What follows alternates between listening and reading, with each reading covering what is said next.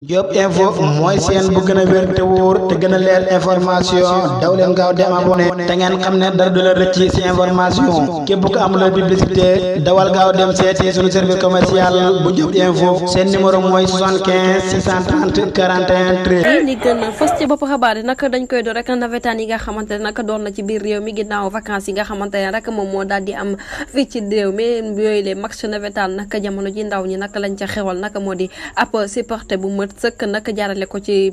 leader bi di Ousmane Sonko ginnaaw nag bi ñu ko jàppee rek lakk ko li nga xamante ne moom mooy jant bi ak ñeneen ñi nga xamante ne rek ay détenu politique lañ ndaw ñi nag dañoo jël comme système rek léegi bàyyi nañu xeex bi xuloo bi waaye fépp foo xamante ne rassemblement am na fa rek ña ngi fay taxaw rek di sàkko nag ci Macky Sall ak nguuram mu libéré Ousmane Sonko ci nu mu gën a gaawee mbir mu nu mel nag xew na ni ki bëkki démb fi nga xamante ne moom mooy ca stade Amadou Barry bu Guédiawaye waaye ba police yi sax daal di génne ay lacrymogène nag tasaare bu baax boobu lee mbooloo mbir mu nu mel nag amaan na fi nga xamante moom mooy ca parcelle unité 26 ñu nemmeekuwaat ko nag fi nga xamante ne nag moom mooy ca diwaan bu Mboro ni ki tey jii rek ginnaaw coupe du maire bi nga xamante ne nag moom lañ fa doon amal rek ñii di ndaw ña nag dañoo profité rek am ci ab porox ndool rek lancé message bi nag jàllale ko bu baax a baax boole ko ay tàccu daan wax naan libéré Ousmane Sonko ak képp koo xamante ne rek ab détenu politique nga ñu fàtt leen nag terrain bi nga xamante ne nag yaay gën ba mu gëjee daw nag yàgg na lool nag ni ki démb rek foofu ca dëkk bu sell ba di Touba Mbacké ginnaaw bu mu fa ñëwee rek dañ ko daal di daganu ba noppi rek daal di koy ñaanal mu yegsi ak jàmm wante nag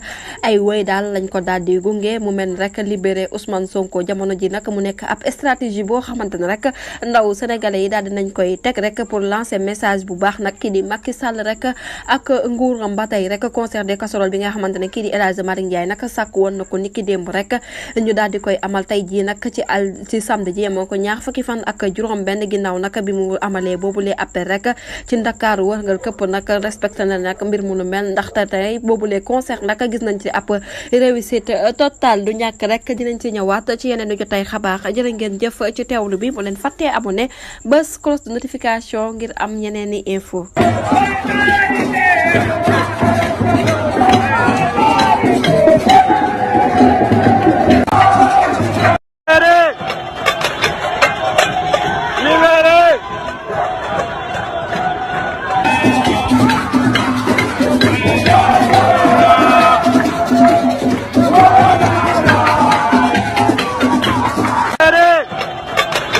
di Diop info di site bu gaaw ci information te wér te wóor moo leen di ñaan ngeen di abonné te partagé te aimé booleeg seen i commentaire ndax yéen la fi nekkal kon day soxla seen i xalaat